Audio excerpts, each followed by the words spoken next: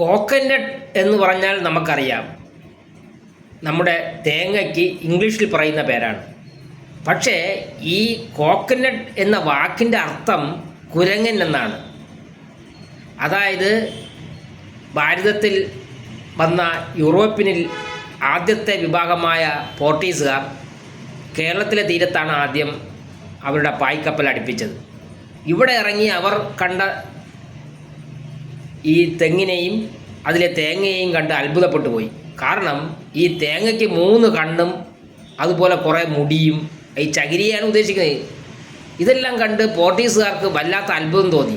അവർ കരുതി ഇത് കുരങ്ങൻ്റെ മുഖമാണ്, അതുപോലെ ഇരിക്കുന്നു എന്ന അർത്ഥത്തിൽ അവർ പോർട്ടീസ് ഭാഷയിൽ കോക്കോസ് എന്ന് പറഞ്ഞു, COCOS. അതിൻ്റെ അർത്ഥം കുരങ്ങൻ്റെ മുഖം പോലെ എന്നുള്ള അർത്ഥത്തിലാണ്.